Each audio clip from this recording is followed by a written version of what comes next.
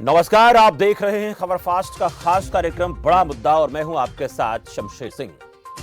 हरियाणा कर्मचारी चयन आयोग की तरफ से एक ऐसा फरमान आया है जिसने भविष्य का सपना बुन रहे 523 युवाओं के सामने बड़ा संकट पैदा कर दिया है। हरियाणा कर्मचारी चयन आयोग ने पीजीटी संस्कृत के 626 पदों की भर्ती रद्द कर दी है और इसके साथ ही नए सिरे से 534 पीजीटी संस्कृत पदों के लिए आवेदन मांग लिए हैं। पीजीटी संस्कृत के 626 पदों के लिए साल 2015 में परीक्षा हुई थी, जिसका परिणाम 1 जनवरी 2019 को आया और 523 पीजीटी संस्कृत अभ्यर्थियों को पास घोषित किया गया। लेकिन एक साल से ज्यादा बीतने के बाद भी परीक्षा में पास अभ्यर्थियों की ज्वाइनिंग नहीं करवाई गई। अब परीक्षा पास करने वाले अभ्यर्थियों को जोर का झटका जोर से लगा है।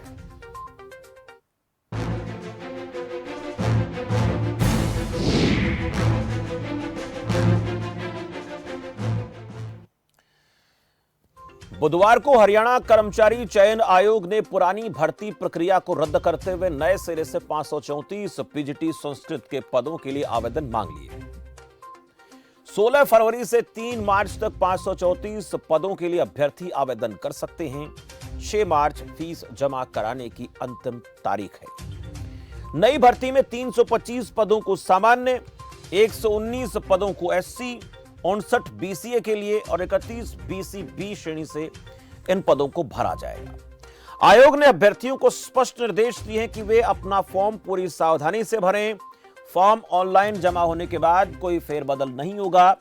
छटनी के समय अगर 2 अभ्यर्थियों के फॉर्म आपस में मेल खाते हैं तो उन्हें रद्द कर दिया जाएगा।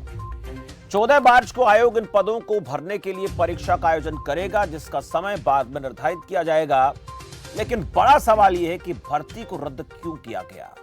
जो अभ्यर्थी परीक्षा पास कर चुके थे उन्हें ज्वाइन क्यों नहीं करवाया गया? वह दूसरी तरफ जिन परीक्षार्थियों ने परीक्षा पास की थी वो सरकार से लगातार सवाल पूछ रहे हैं कि हमारा कसूर क्या है जो हमारे भविष्य के साथ खिलवाड़ किया जा रहा है। और सवाल यह भी कि 6 साल तक भर्ती प्रक्रिया को लटकाया क्यों गया। इन तमाम सवालों पर हम बात करेंगे, लेकिन उससे पहले ग्राफिक्स के जरिए कुछ चीजें हैं जो हम आपको बता रहे हैं कि ये आदेश क्या है। HSSC की तरफ से आदेश आए हैं कि पीजीटी संस्कृत के 626 पदों की भर्ती को रद्द किया जाता है। पीजीटी के 626 पदों के लिए 2015 में परीक्षा हुई थी, आवेदन मांगे गए थे। परीक्षा का परिणाम 1 जनवरी 2019 को आया। 523 पीजीटी संस्कृत अभ्यर्थियों ने परीक्षा पास की थी। नए सिरे से 534 पीजीटी संस्कृत पदों के आवेदन मांगे गए हैं। 16 फरवरी से 3 मार्च तक इसमें आवेदन कर सकते हैं। अभ्यर्थियों को फॉर्म ऑनलाइन जमा करने होंगे। 14 मार्च को HSSC करेगा परीक्षा का आयोजन।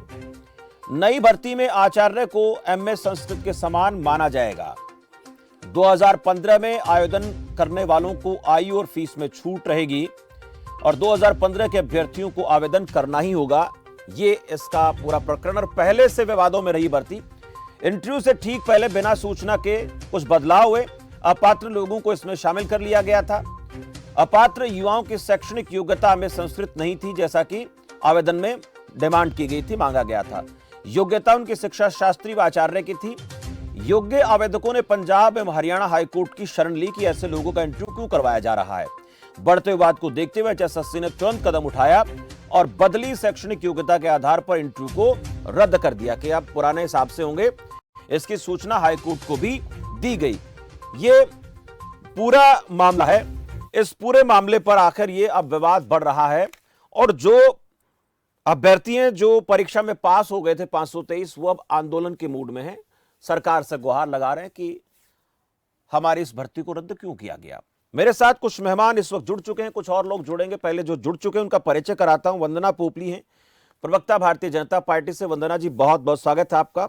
और सरोज रानी हैं जो अभ्यर्थी हैं पीजीटी संस्कृत की। आप दोनों का बहुत बहुत स्वागत है। मैं पहले सरोज रानी जी आपके पास आना चाहता हूं। ये पूरा प्रकरण क्या था जिसमें अब ये आदेश जारी किया? हालांकि बहुत सी चीजें हमने दर्शकों तक बताई हैं, पहुंचाई हैं, लेकिन हम आपके जुबानी सुनना चाहते हैं। कब ये भर्ती के लिए फॉर्म आप लोगों से मांगे गए? साक्षात्कार के दौरान क्या विवाद बढ़ा? उसके बाद कोर्ट में आप लोग शरण में जाते हैं, वहां से आप लोगों को क्या मिला? और अब सरकार ने ये सब जो है HSSC की तरफ से जो किया गया, इस ये जब सब किया गया तो इसको लेकर आपका क्या कहना है सरोज जी? देखिए, पहले तो बीजेपी सरकार ने 2014 में एडवर्टाइजमेंट निकाली पीजीटी संस्कृत के लिए। उसके बाद 15 जून 2016 को हमारा पीजीटी संस्कृत के लिए स्क्रीनिंग टेस्ट लिया गया, जिसको हमने पूरी मेहनत और लगन से पास आउट किया। उसके बाद 17 से 20 फरवरी 2017 में हमारी डॉक्यूमेंट वेरिफिकेशन हुई। उसके बाद 25 से 26 सितंबर 2018 को पुनः दस्तावेज निरीक्षक हुए। उसके बाद 3 सितंबर 2018 को हमारा साक्षात्कार नोटिस आए, जिसमें सभी शामिल थे, शिक्षा शास्त्री और MA BEd। लेकिन कुछ एक अभ्यर्थी इस फेवर में नहीं थे कि शिक्षा शास्त्रियों का साक्षात्कार लिया जाए, क्योंकि वो एडवर्टाइजमेंट रूल के अकॉर्डिंग नहीं थे। तो इसलिए उन्होंने केस किया कि ये भर्ती और जो इंटरव्यू लिया जा रहा है अभ्यर्थियों का, वो एडवर्टाइजमेंट रूल के अकॉर्डिंग हो। तो एडवर्टाइजमेंट रूल था MA BEd। यानी जो एडवर्टाइजमेंट जारी किया गया उसमें MA संस्कृत और BEd जो है वो कंडीशन थी, उसके अलावा और कुछ था उसके अंदर? नहीं सर, उसके अलावा कुछ नहीं था इसमें। ठीक है। तो फिर सरकार ने उस साक्षात्कार नोटिस को कैंसिल किया और पुनः नोटिस डाला गया साक्षात्कार के लिए। तो हमारा दिसंबर में आप लोगों को सूचित किया था सरकार ने कि अब हम बदलाव कर रहे हैं साक्षात्कार के नियमों में, जो पहले था नियम वो बदल रहे हैं, आपको बताया गया? उस समय कोई रूल, कोई नियम हमें बताए नहीं गए। सीधा पोस्टपोन कर दिया गया इंटरव्यू को और पुनः इंटरव्यू के लिए नोटिस आया हमारे पास, जो इंटरव्यू हमारा दिसंबर में हुआ था। तो दिसंबर में सभी MA BEd अभ्यर्थियों ने इंटरव्यू दिया, लेकिन जिन अभ्यर्थियों ने शिक्षा शास्त्री की हुई थी, उन्होंने कोर्ट के थ्रू प्रोविजनल इंटरव्यू दिया। लेकिन सरकार सभी अपने ही एडवर्टाइजमेंट के अकॉर्डिंग ही भर्ती को करना चाहती थी, तो इसलिए उन्होंने MA BEd पात्रों को ही इस भर्ती में चयनित किया। तो 523 कैंडिडेट का नाम आया उसमें। यानी वो 523 वो लोग थे जो चयनित हो गए, जो BEd किए हुए थे और MA संस्कृत से थे, उनका चयन हो गया। हाँ जी, हो गया। 1 जनवरी 2019 को हमारा रिजल्ट आया था जी। तो उसमें हमें सिलेक्ट कर लिया गया एडवर्टाइजमेंट के अकॉर्डिंग।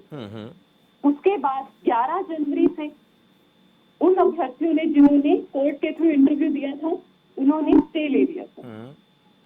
तो वो स्टे चलता रहा ऐसे ही, डेट पे डेट हमें मिलती गई। लेकिन फरवरी में हमारा फाइनल डॉक्यूमेंट वेरिफिकेशन भी हुआ। उसके बाद सर हमने case double bench, single bench सब में हम केस जीते, लेकिन फिर भी हमारा स्टे तोड़ा नहीं गया। स्टे को ऐसे ही बरकरार रखा गया।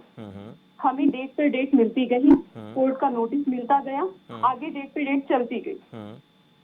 फिर उसके बाद नवंबर में हमारा स्टे टूटा। नवंबर 2019? हाँ जी, नवंबर 2019 में ये स्टे टूटा, जिसमें रितु बहरी जज साहिबा थी, उन्होंने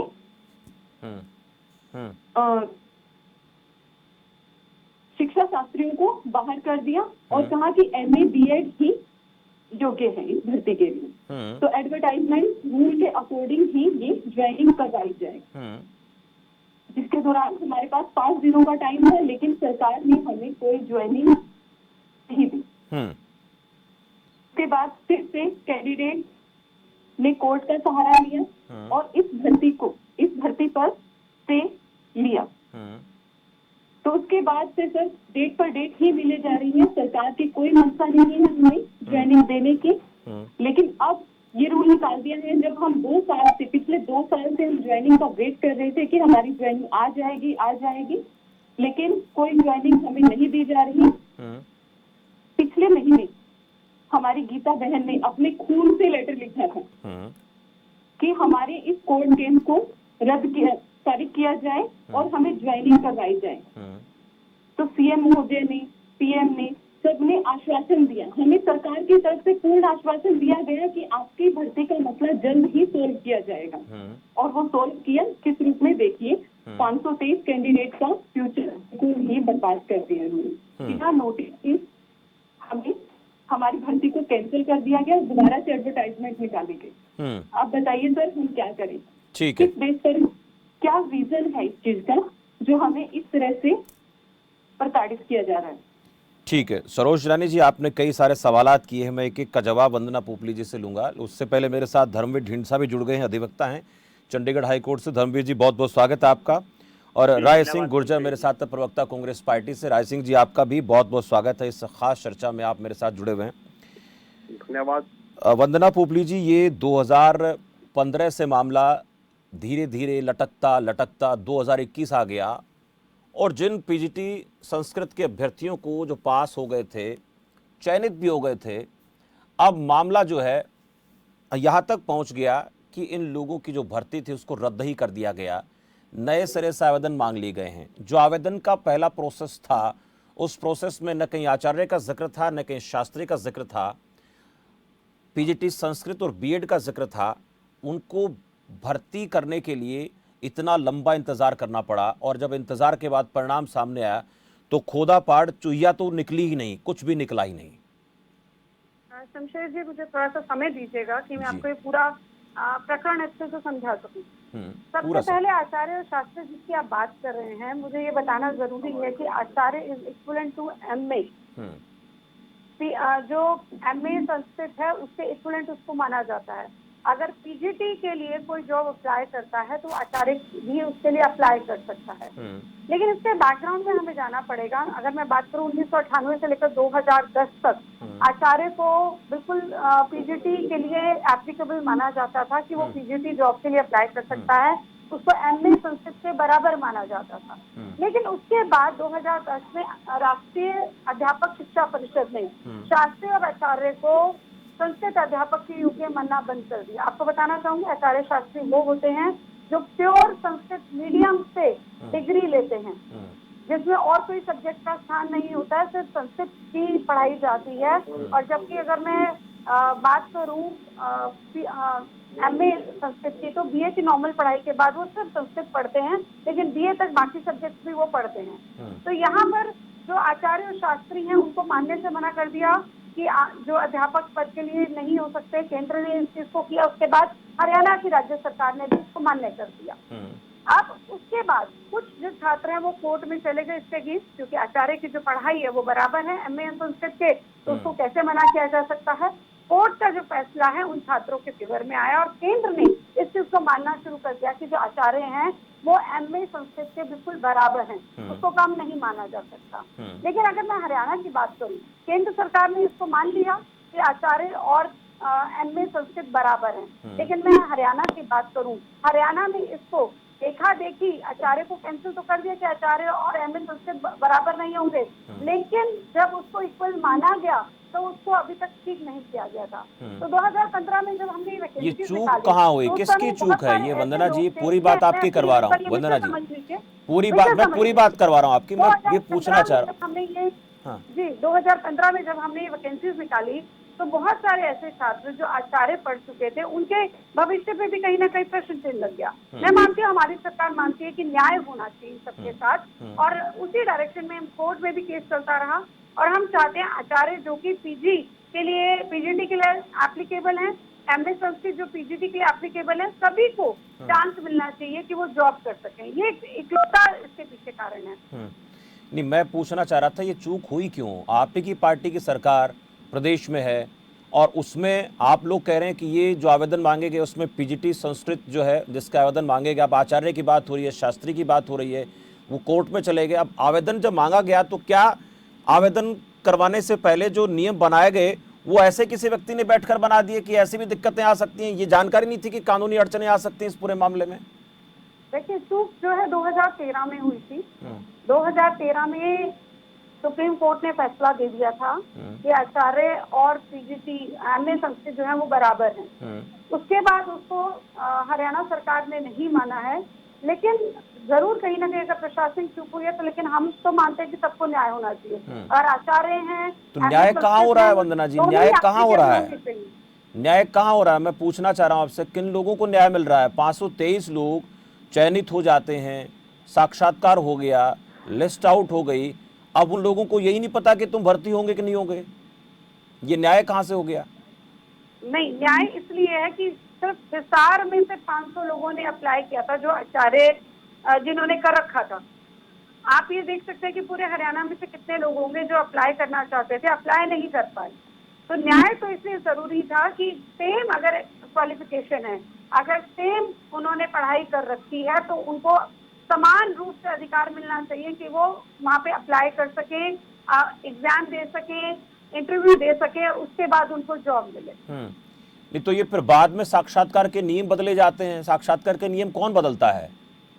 नियम कहाँ बदले गए? साक्षात्कार के लिए 2018 में नियम बदले जाते हैं। शास्त्रियों को, उनको भी उसके लिए आमंत्रित कर लिया जाता है, जबकि जो आवेदन मांगे गए थे उनमें तो कहीं था ही नहीं ये सब। एक मिनट वंदना जी, जो आवेदन जब मांगे गए उनमें शास्त्री के लिए, आचार्य के लिए कहीं आवेदन में उसमें कोई जगह ही नहीं थी। बाद में उन लोगों को भी आमंत्रित किया जाता है इंटरव्यू के लिए, फिर मामला कोर्ट में जाता है तो कोर्ट ये कहता है कि ऐसा नहीं होगा। फिर आप तुरंत HSSC तुरंत संज्ञान लेता है उस पूरे मामले को, फिर से उसी आधार पर जो साक्षात्कार होते हैं जिस आधार पर आवेदन मांगे गए थे। ये मैं बता रहा हूँ आपको, जो मेरे पास पूरी जानकारी वो मैं बता रहा हूँ आपको। मुझे एक बात बताइए, दो समकक्ष जो योग्यताएं हैं उनको लेकर अगर चला जाता है, मैं पूछ रहा हूँ कि हाईकोर्ट ने जब इस तरह की बात होती है तो हाईकोर्ट संज्ञान लेता है, तो हाईकोर्ट संज्ञान लेने के बाद अपनी तरफ से फैसला सुनाता है कि ऐसा गलत हो रहा है जो हो रहा है। मैं आ रहा हूं आपके पास धर्मवीर जी। ये जो मसला है 2018 में साक्षात्कार में जो पात्र अभ्यर्थियों के साथ साथ अपात्र की बात सामने आई, उन लोगों को भी साक्षात्कार के लिए बुला लिया गया। अब उसमें हाईकोर्ट अपनी तरफ से कह देता है, जो हाईकोर्ट ने कहा मैं पढ़ के सुना देता हूं। हाईकोर्ट ने युवाओं को यह कहा कि आयोग इंटरव्यू की जो दूसरी सूची जारी करेगा उसमें यदि कोई दिक्कत होती है तो युवा फिर हाईकोर्ट आ सकते हैं। और फिर उसके बाद जो हमारे HSSC के चेयरमैन ने कहते हैं इस भर्ती प्रक्रिया में कोई गड़बड़ी नहीं है, भर्ती में जो शैक्षणिक योग्यता रखी गई थी उसी आधार पर जल्द इंटरव्यू लिस्ट जारी कर दी जाएगी और इस मामले में प्रक्रिया चल रही है, जल्द ये भर्ती प्रक्रिया पूरी होगी। जब हाईकोर्ट कहता है तब ये बात सामने आ जाती है, तब तो कोई सरकार को गलती नजर नहीं आती। अब सरकार कहती है कि सब गलत हो रहा था, तब न्याय सबको मिलना चाहिए। धर्मवीर जी,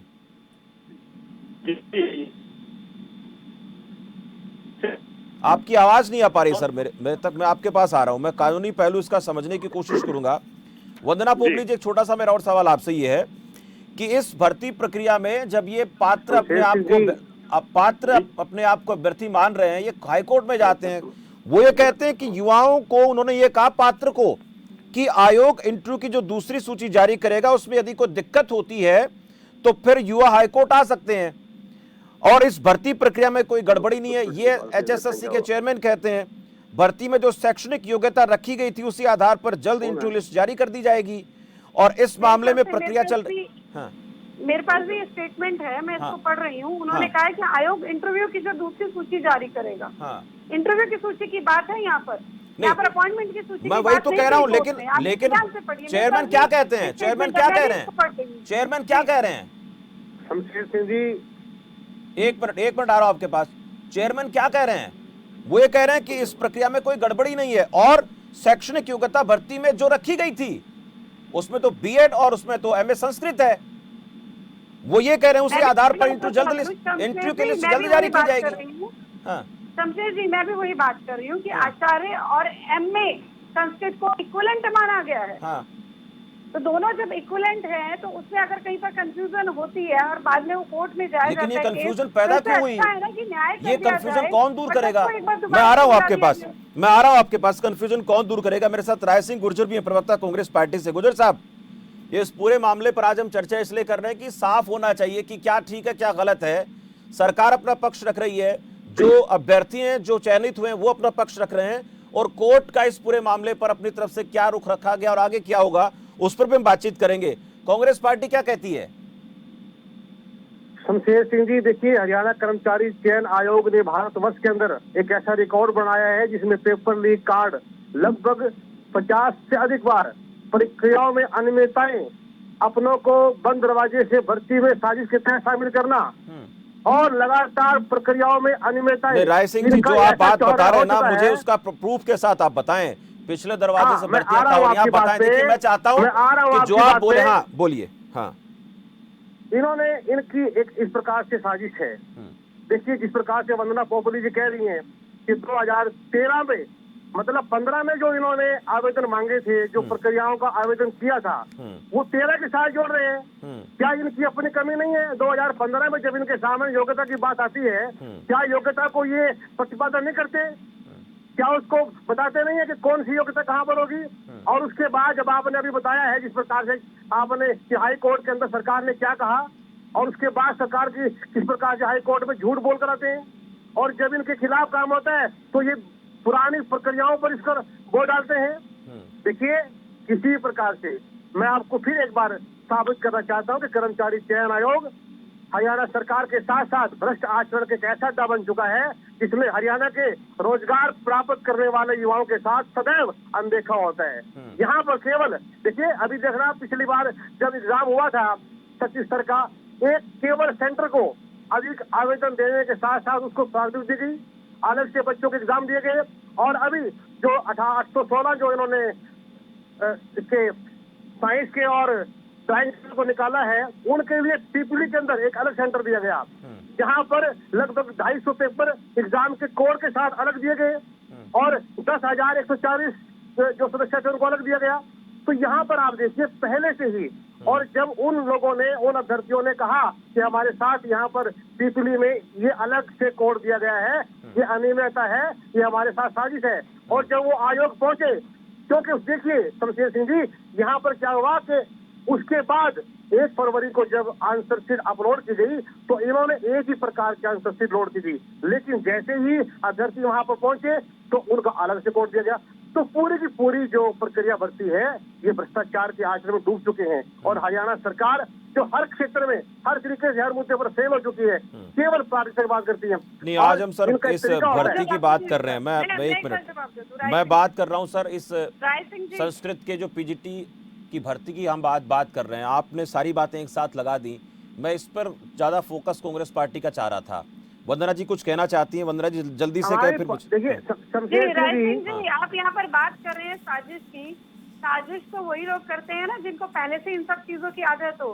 पेपर अरे वंदना जी, आपका जो भ्रष्ट आचरण का चेहरा है सरकार का, कर्मचारी चयन आयोग का, पूरा प्रदेश के युवा देख रहे हैं किस प्रकार से आप अपनी तकनीकी बात को आप अपना प्रश्न हाई कोर्ट में नहीं रख पाते, और जब पूरी की पूरी प्रक्रिया रद्द होती है तब आप बच्चों को छोड़ देते हैं। क्या तरीका है?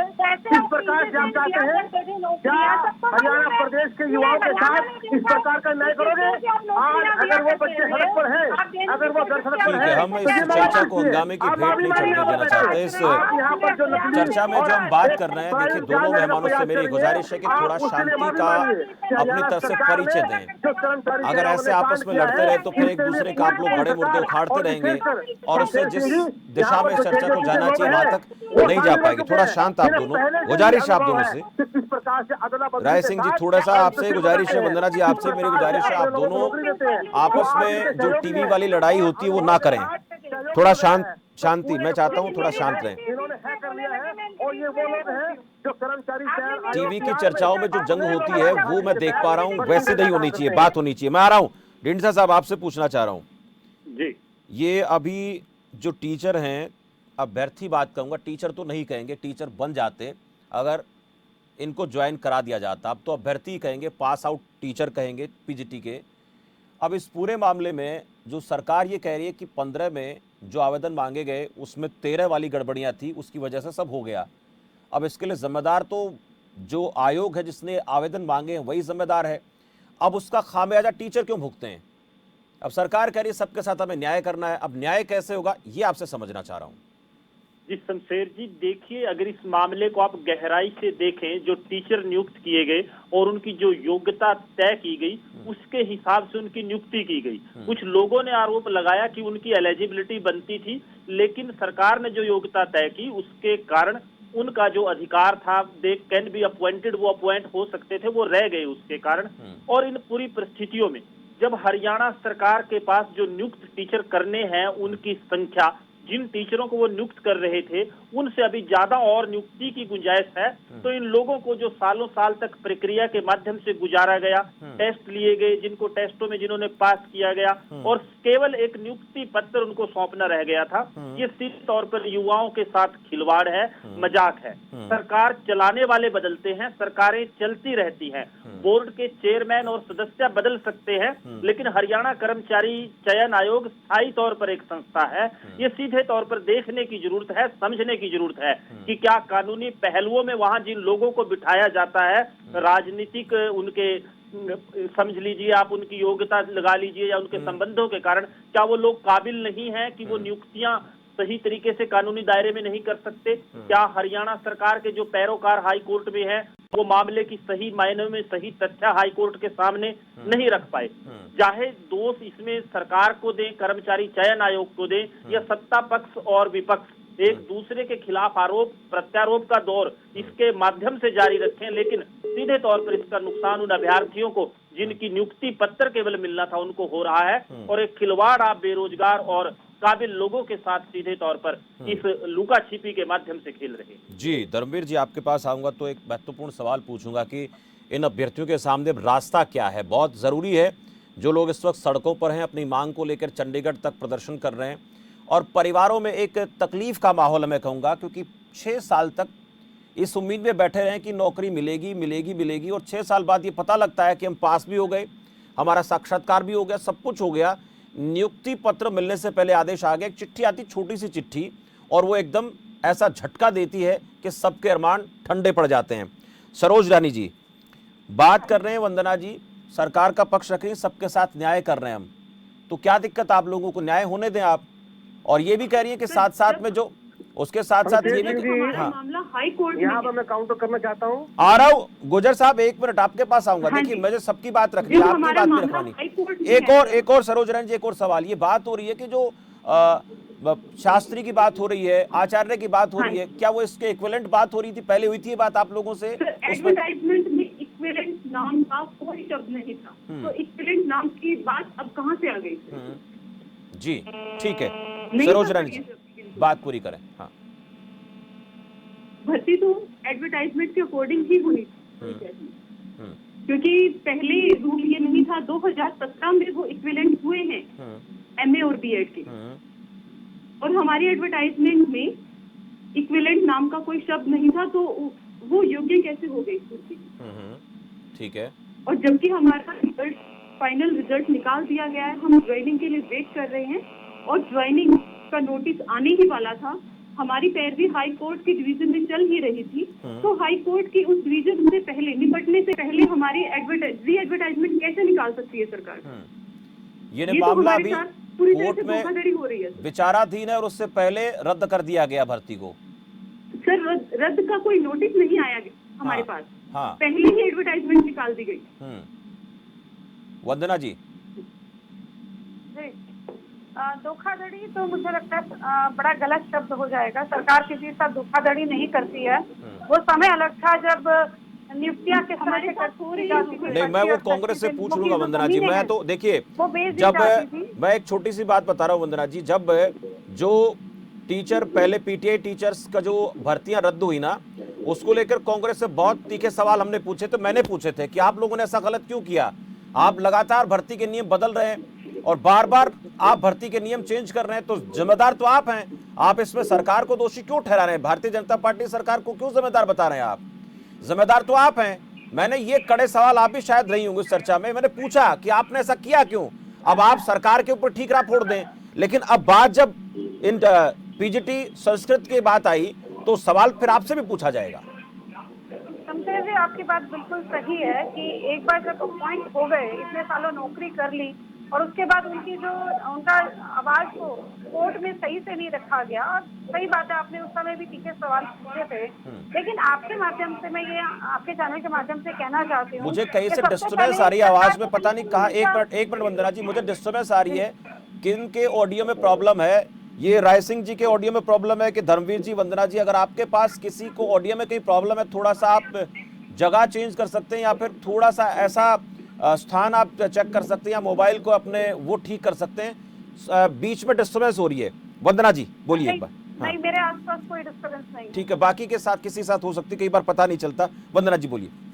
जी, सबसे पहले मैं ये कहना चाहूंगी कि हमारी सरकार धोखाधड़ी नहीं कर सकती है, और मुझे लगता है कि हमारा कसूर क्या था ये एक मिनट सरोज रानी जी, आ रहा हूँ। देखिए शांति से, अब सब लोग, हमने ये मुद्दा इसलिए रखा है कि साफ होना चाहिए। आपकी बात को सही जगह रखने का मैं आपको यहाँ पर वायदा करती हूँ कि आपकी बात जो है वो सही जगह पर रखी जाएगी। लेकिन हमारा वंदना जी रोकूंगा, मुझे अब भी थोड़ी डिस्टर्बेंस हो रही है, तकनीकी दिक्कत है। वंदना जी पूरी बात आपके पास मैं पाऊंगा और इस पूरे प्रकरण में बातचीत करेंगे। छोटे से ब्रेक के लिए रुकते हैं, थोड़ी डिस्टर्बेंस हो रही है, ब्रेक के बाद लौटेंगे तो बात करेंगे कि इनका कसूर क्या है।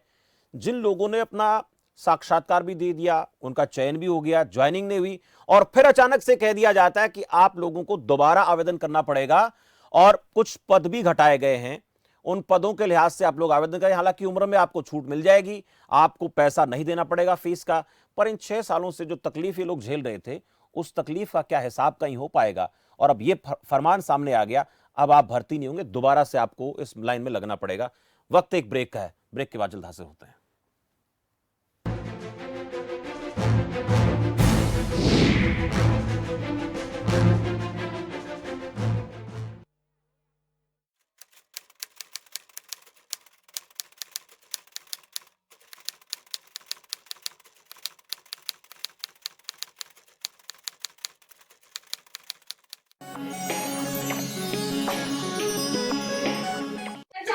नमस्तुभ्यम नमाम्यहं सहोत्र।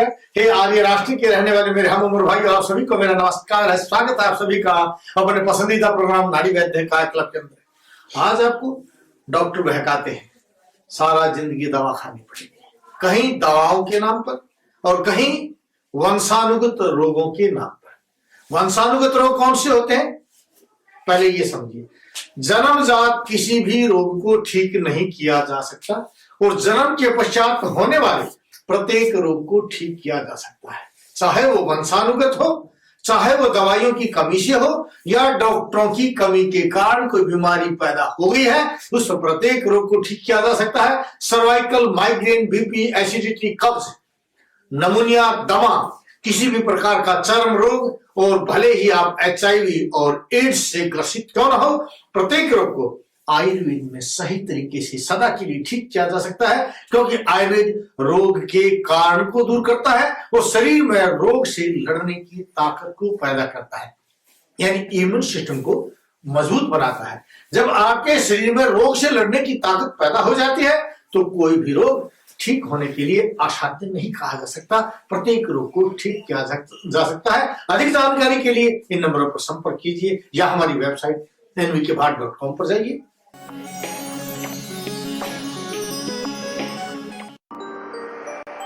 सांग, ड्रामा, भजन, रागनी गावे सब कलाकार सुनो।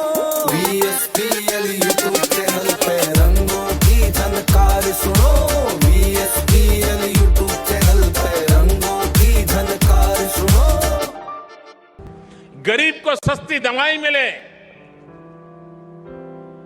गरीब को दवाई के बिना मरने की नौबत ना आए, इसलिए पूरे देश में जन औषधि भंडारों का अभियान चलाया है।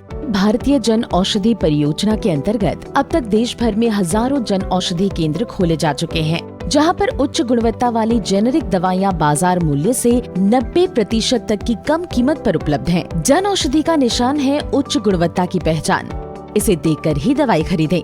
अधिक जानकारी के लिए हमारे मोबाइल ऐप जन औषधि सुगम को डाउनलोड करें या हमारे टोल फ्री नंबर 1800-180-8080 पर कॉल करें। समर्थ भारत, आत्मनिर्भर भारत। समय जो तेजी से बदल रहा है, इस तेजी से बदलते समय के साथ बदलती है दुनिया तेजी से। देश हो या विदेश, मनोरंजन हो या खेल, 25 मिनट में देश विदेश की हर खबर पहुंचेगी आप तक। न्यूज शॉर्ट्स सिर्फ खबर फास्ट पर। Chinar Fabrics, a stylish and fashionable, a complete menswear. Chinar Fabric. पूरा 28 लीटर दूध देती है मेरी गाय, पर पहले तो दिखाने में भी शर्म आवे थी। फिर डॉक्टर साहब ने बताया फीड ऐसी खिलाओ कि दूध बढ़े, मगर सेहत की कीमत पर नहीं।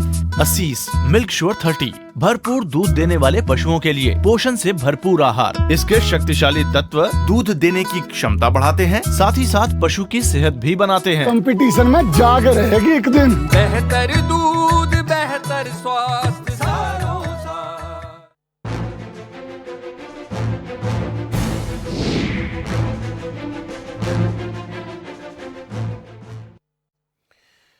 ब्रेक के बाद आपका स्वागत है। आज हम बात कर रहे हैं एक ऐसे आदेश की जो HSSC की तरफ से जारी किया गया है और उसमें यह कहा गया है कि जो 2015 में पीजीटी संस्कृत की भर्ती के लिए आवेदन हमने निकाले थे, आमंत्रित किए थे, उसमें जितने अभ्यर्थी भर्ती हो गए थे उस प्रक्रिया को रद्द किया जाता है और अब नए सिरे से आवेदन मांगे गए हैं 534 पदों पर।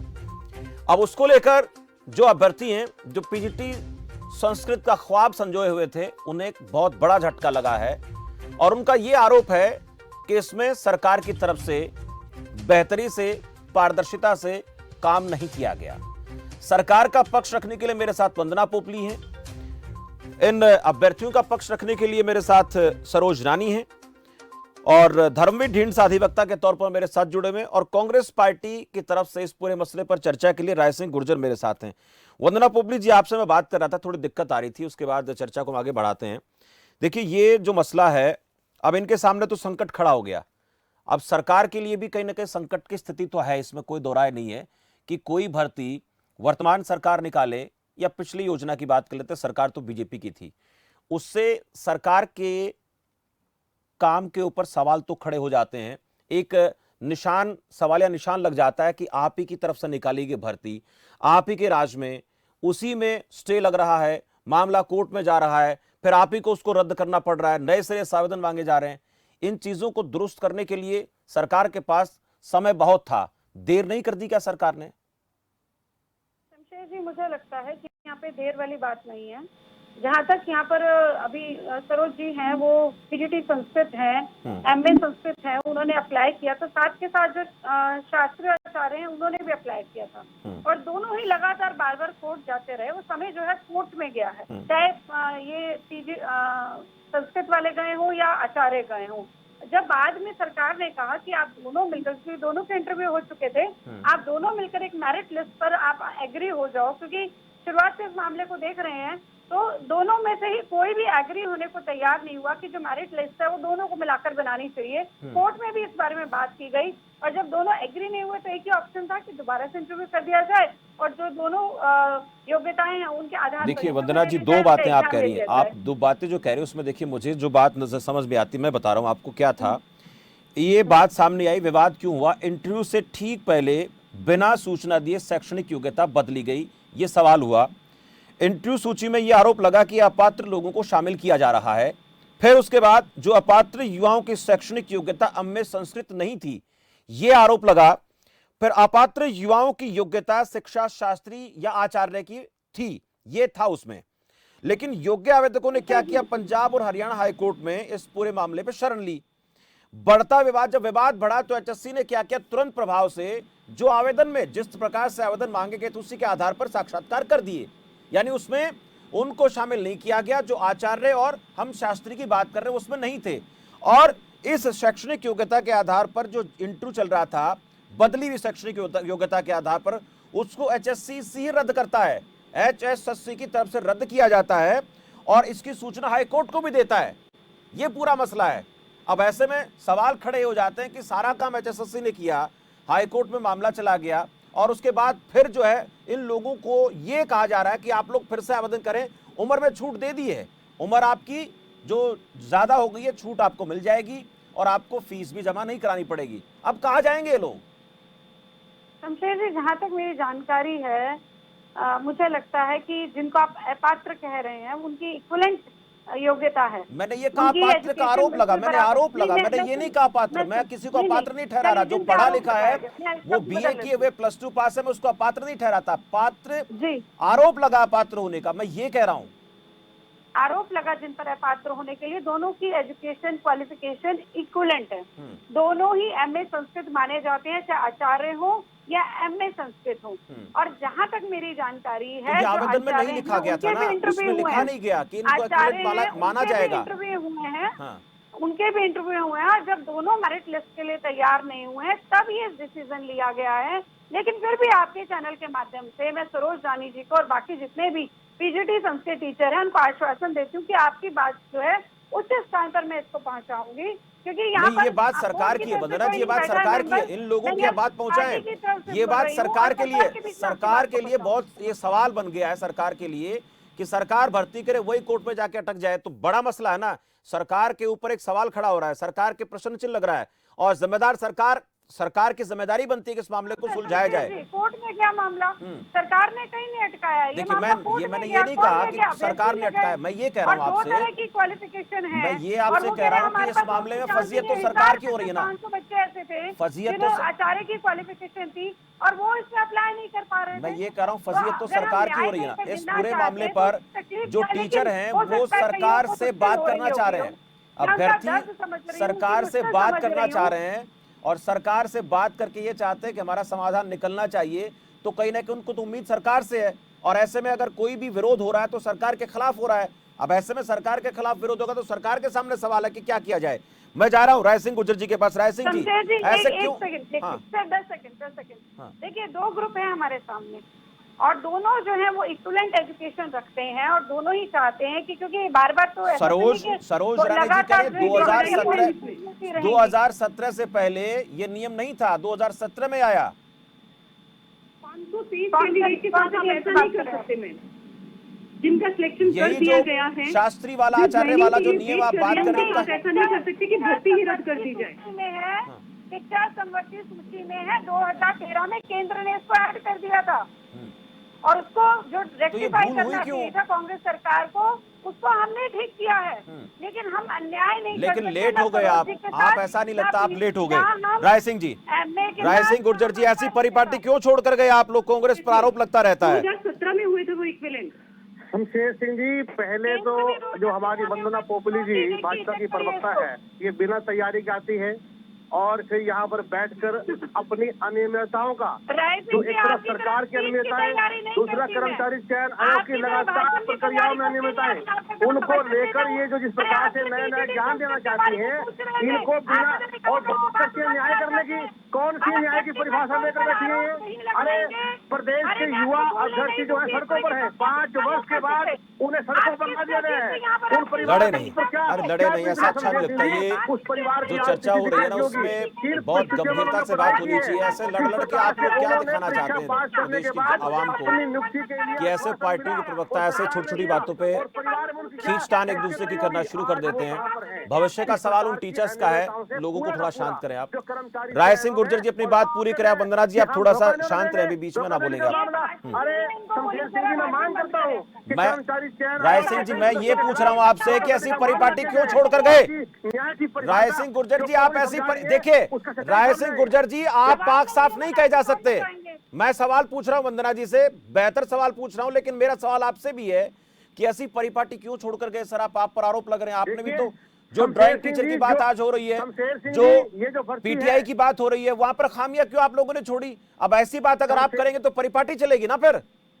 शमशेर सिंह जी, जिस मुद्दे की आप चर्चा कर रहे हैं, यह मुद्दा 2015 में इसी अनुभवहीन सरकार, इसी षड्यंत्रकारी सरकार, मेरा जवाब दे आप गुर्जर साहब, मेरा जवाब दे। वंदना जी एक मिनट, अपने लोगों के लिए बंदों के काम करती है, उनकी करतूत है। और जब उनका पोल, उनकी व्यवस्था पूरी तरह से समाज के सामने आई, लोगों के सामने आई, तो ये हाई कोर्ट में जवाब नहीं दे पाए। सर उस मामले में ऐसा मामला हाई कोर्ट ऐसा हुआ ही क्यों? राय सिंह जी, यही सवाल मेरा है, यही सवाल मेरा बीजेपी से है, यही सवाल मेरा कांग्रेस पार्टी से कि भर्ती कोई आप लोग निकालते हैं, भर्ती चाहे वो कांग्रेस पार्टी निकाले, भर्ती चाहे भारतीय जनता पार्टी निकाले, लेकिन वो मामला कोर्ट में क्यों चला जाता है? आप लोग ऐसी खामियां छोड़ते क्यों हैं? एक अभ्यर्थी जो आवेदन करता है, पैसा लगाता है, 1 मिनट 5 से 7 तक उसको 5 से 7 साल तक उसको इंतजार करना पड़ता है। उम्मीद जब उम्मीद लगाए बैठा रहता है कि परिवार चलाएंगे, घर बसाएंगे। ऐसा करते क्यों आप लोग? शामिल करते हैं जो उनके चहेते हैं, जो नहीं जवाब मिल रहा मुझे आप दोनों से। मुझे ना तो आपसे जवाब मिल रहा राय सिंह जी, नहीं मुझे वंदना जी से जवाब मिल रहा। मुझे दोनों से कोई जवाब नहीं मिल रहा है। मुझे दोनों से कोई जवाब नहीं मिल रहा है। मुझे दोनों से कोई साफ जवाब नहीं मिल रहा है। मैं जवाब चाहता हूं, ऐसा होता क्यों है? आज सरकार के नौकरियों के लिए आप लोग आवेदन करवाते हो और उसके बाद मामला कोर्ट में चला जाता है और फिर एक दूसरे पर आरोप लगाते रहते हो। ऐसा करते क्यों आप लोग? 1 मिनट रोकता हूं दोनों को, मैं रोकूंगा दोनों को। मेरे पास बेवजह बातें सुनने का वक्त नहीं है। ढंग से बात करें आप लोग, ताकि मैं जनता को दिखा पाऊं कि क्या सही है क्या गलत है। 1 मिनट ढींढसा साहब, 1 मिनट राय सिंह जी। ढींढसा साहब, ये अब इन लोगों के सामने विकल्प क्या है सर? संकट आ गया इनके सामने। 6 साल तक परिवार में पहले ही उम्मीद लगाए बैठे थे, अब इनको नहीं पता क्या होगा इनके साथ। क्या विकल्प नजर आता है? एक दूसरे पर आरोप लगाते रहेंगे पार्टियों के नेता, ये होता है, लेकिन इन लोगों का क्या, जिनका क्या कसूर है? जी शमशेर जी, आपने इस परिचर्चा के माध्यम से बहुत अच्छे तरीके से ये साफ और स्पष्ट करने का काम किया कि गड़बड़ी कहाँ हुई, गलती और चूक कहाँ हुई। अब जहां तक ये अभ्यर्थी जिनके साथ, जिनके भविष्य के साथ ये खिलवाड़ किया गया, इस मामले में जो विशेष बात रही वो ये है कि एम्प्लॉयर को, सरकार को योग्यता तय करने का अधिकार है।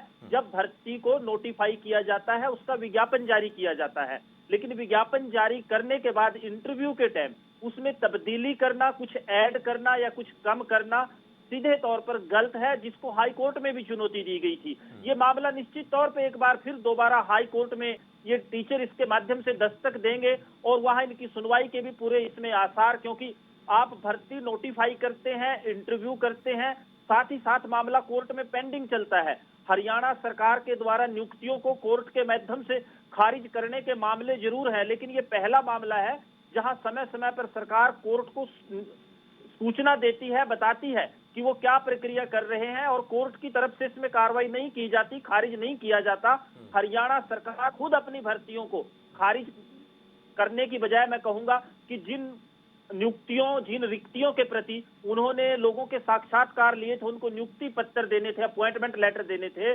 उन्हीं को वो दोबारा नोटिफाई कर देती है, खाली मानकर दोबारा नियुक्ति के लिए आवेदन आमंत्रित कर लेते हैं, नोटिफाई कर देते हैं। तो निश्चित तौर पर हाई कोर्ट में यह मामला जाएगा कि आप पूरी प्रक्रिया करने के बाद, सरकारी मशीनरी और इतने लोगों का इतना समय लेने के बाद उनको योग्य, आपकी प्रक्रिया से वो गुजरते हैं, आप योग्य उनको मानते हैं, केवल अपॉइंटमेंट देना उनको बाकी था। आप ऐसी परिस्थितियों में सीधे तौर पर ये अमानवीय भी है और गैर कानूनी भी है। ये नजर आता है कोई रास्ता निकल पाएगा? आपको लगता है कि जिस तरह से इस भर्ती को इतना लंबा ये खिंचती चलेगी, खींचा गया, खिंचती चलेगी, उस पर बात नहीं करेंगे, आपको ऐसा लगता है कि लोगों को न्याय मिलेगा? क्योंकि इतने सालों से तो मिला नहीं है। देखिए, जहां तक इनको न्याय मिलने का सवाल है, वो मामला किस तरीके से ये कोर्ट में लेकर जाते हैं, कोर्ट में निश्चित तौर पर जाएगा। और वहां जो ये तथ्य अगर सही मायनों में जो इस परिचर्चा के सामने, परिचर्चा के माध्यम से सामने उभर कर आ रहे हैं, अगर ये तथ्य कोर्ट के सामने रखे जाते हैं कि सरकार ने योग्यता तय की, सरकार ने योग्यता में बदलाव करने के प्रयास किए, सरकार ने उस योग्यता में जो परिवर्तन किए थे उसको वापस लिया, निर्णय को दोबारा साक्षात्कार किए और दोबारा उन लोगों को योग्य माना, उनको उनकी लिस्ट जारी कर दी। अब अपॉइंटमेंट के टाइम उनको दोबारा, उनको पदों को रिक्त मानकर दोबारा नोटिफाई करने का यानी उम्मीद है, क्योंकि ये उम्मीद हम इसको कह सकते हैं, उम्मीद तो नजर आती है। मैं आ रहा हूं सरोज रानी जी, आपके पास आ रहा हूं। सरोज रानी जी, ये तो है कि जब साक्षात्कार में आप लोगों को दिक्कत नजर आई, आपने आपत्ति दर्ज कराई, तो उसमें आप लोगों की हाईकोर्ट ने सुनी और आपके हक में फैसला देते हुए साक्षात्कार आवेदन के लिहाज से करवाए। अब उम्मीद तो है, अब ये रद्द कर दिया गया, ये अलग मसला है, लेकिन आप लोगों को अभी तो उम्मीद तो है ना, नजर तो आता है कि हाँ हाईकोर्ट ने तब रास्ता निकाला था, अब भी निकल सकता है। आपको लगता है ऐसा? सर, अभी तो कोर्ट का फैसला आने से पहले ही हमारे साथ ये कर दिया गया, तो क्या ये हमारे साथ अन्याय नहीं है?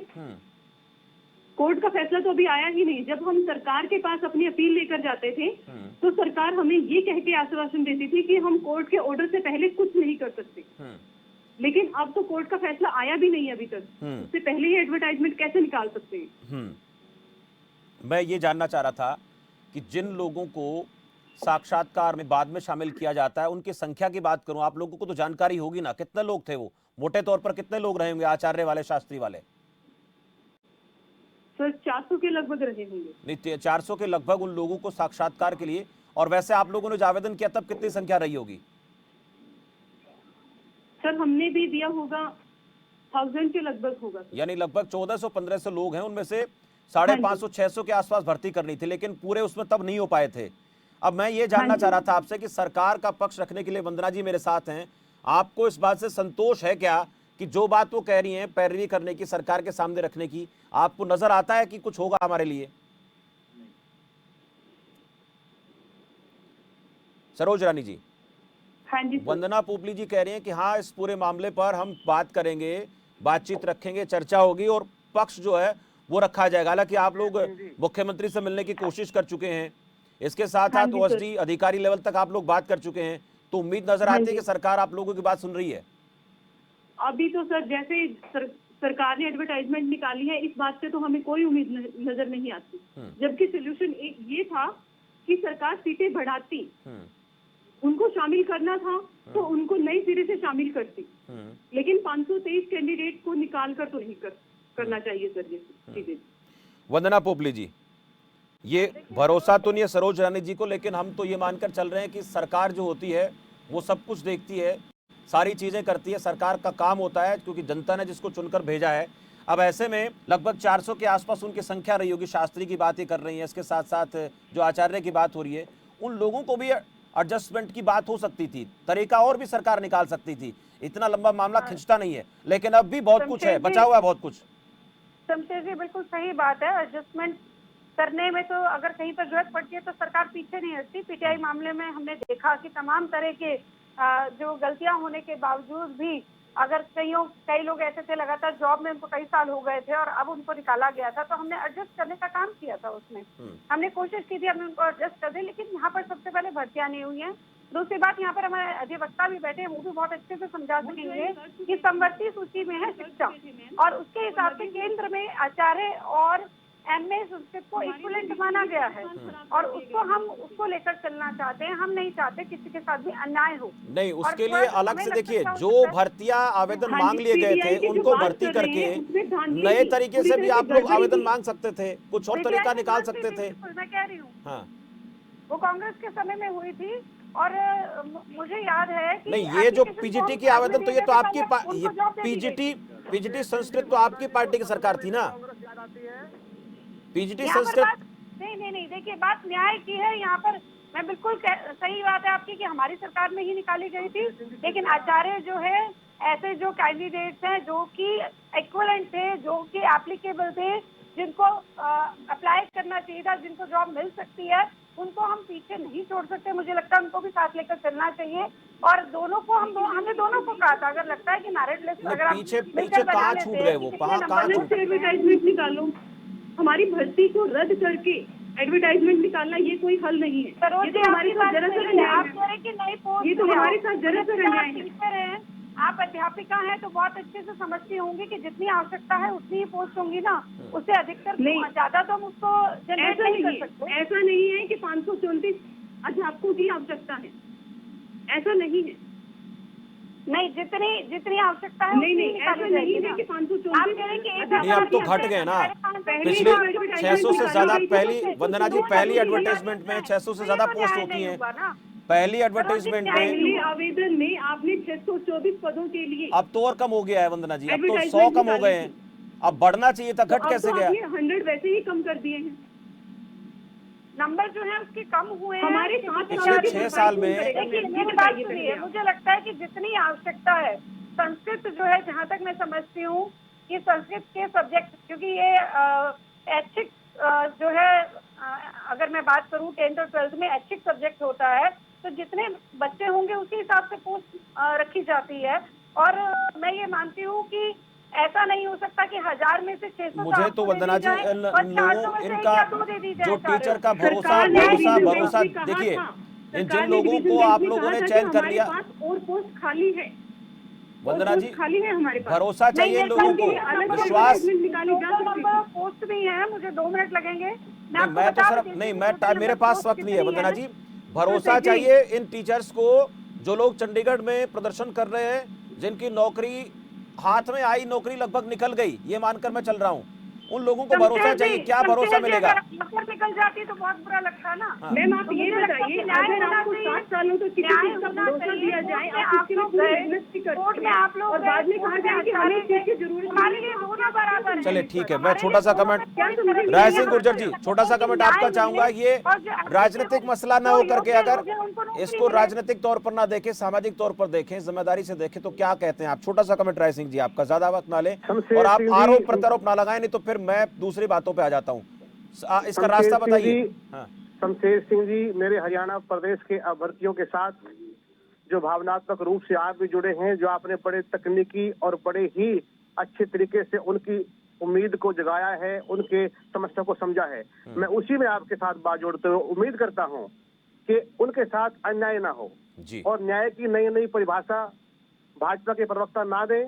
और एक बात बिल्कुल साफ है कि सरकार का कर्मचारी चयन आयोग पर दबाव, नियंत्रण, संरक्षण पूरी तरह दिखाई दे रहा है। इस प्रकार इन्होंने हाईकोर्ट के निर्देश से पहले ही जो आवेदन दे दिए, और जबकि आवेदन मेरे हिसाब से जो सर्वेक्षण आया है लगभग 1370 के आसपास ये भर्ती कर सकते थे, लेकिन इन्होंने पहले भी 100 कम कर दिए। ठीक है राय सिंह जी, शुक्रिया, रोकूंगा मैं आपको। धर्मवीर जी बहुत बहुत धन्यवाद, राय सिंह जी बहुत बहुत, सभी मेहमानों का धन्यवाद। वक्त नहीं है मेरे पास। राय सिंह जी शुक्रिया, धर्मवीर जी आपका भी, सरोज रानी जी आपका भी, वंदना जी आपका भी इस चर्चा में जुड़ने के लिए बहुत बहुत धन्यवाद। जो चिंता है वो ये है कि जिन लोगों का साक्षात्कार हो गया, चयन हो गया, ये मानकर चले, अब उन्हें ये पता चल रहा है कि आप लोग चयनित नहीं हैं, फिर से आप लोगों को आवेदन करना पड़ेगा और पहले के मुकाबले लगभग 100 के आसपास पोस्ट और कम हो गई हैं। एक झटका लगा है, जोर का झटका लगा है, जोर से लगा है। अब इस पूरे मामले में पेंच कहां था कि मामला कोर्ट में गया। आचार्य शास्त्री जिनकी योग्यता थी, उनके लिए इस आवेदन में भर्ती के लिए जो आवेदन मांगा गया था उसमें जगह नहीं थी, उसमें इस बात के बारे में जिक्र नहीं था। तभी तो मामला हाई कोर्ट गया और हाई कोर्ट ने कहा कि जो आवेदन मांगे गए थे जिस शैक्षणिक योग्यता के आधार पर, एमए शास्त्री और बीएड, ये योग्यता होनी चाहिए, इसके इक्विवेलेंट का जिक्र नहीं है। उसके बाद इन लोगों को भर्ती कर लिया गया, अपॉइंटमेंट नहीं मिली थी। अब मामला जो है, अब इस पूरे मामले में शास्त्री की तरफ से, आचार्य की तरफ से कोर्ट में इस पूरे प्रकरण को ले जाया गया, तो ये मामला वहां पर जाकर फंस गया। लेकिन अब चिंता इस बात की है कि उन अभ्यर्थियों का क्या होगा जो लोग चयनित हो गए थे और उन्हें उम्मीद थी कि अब उन्हें अपॉइंटमेंट लेटर मिल जाएगा, स्कूल में जाके बच्चों को पढ़ाएंगे। अब उन्हें फिर से आवेदन करने के लिए कहा गया। सरकार से बहुत सारी उम्मीदें होती हैं और उनका ये भी मानना है कि सरकार हमारी बात सुनेगी, हमारी पैरवी सरकार करेगी। लेकिन सरकार पर कई बार सवाल इसलिए खड़े हो जाते हैं कि जो सरकार अपने कार्यकाल में जो आवेदन करती है, जो आवेदन जारी किए जाते हैं उसके लिए, भर्तियों के लिए, और वो कोर्ट में जाकर फंस जाते हैं, तो फिर कई सवाल खड़े हो जाते हैं। ऐसे बातें कांग्रेस पार्टी के कार्यकाल में भी हुई, चाहे वो पीटीआई की भर्ती हो, चाहे ड्राइंग टीचर की भर्ती हो, उस पर भी संकट आ गया। अब ऐसे में अगर इन पर भी संकट के बादल मंडरा रहे हैं, तो फिर सरकारी नौकरी की जो लोग उम्मीद करते हैं, बाट जो होते हैं कि हमें ईमानदारी से, पारदर्शिता से नौकरी मिलेगी और हम अपने जीवन चक्र को बेहतर तरीके से चला पाएंगे, तो उनके लिए चिंता की लकीरें खिंच गई हैं। देखना होगा इस पूरे मामले में आगे आगे होता है क्या। अभी तो ये आदेश आया है भर्ती रद्द और नए तरीके से आवेदन करने की प्रोसेस। देखते हैं आने वाले कुछ समय में क्या इस पर हंगामा मचता है, क्या कहानी बनती है और इन टीचर्स को कैसे सरकार शांत करने की कोशिश करती है जिनका चयन हो गया था। फिलहाल इस चर्चा में इतना ही, मुझे दीजिए इजाजत और आप देखते रहिए खबर फास्ट। नमस्कार।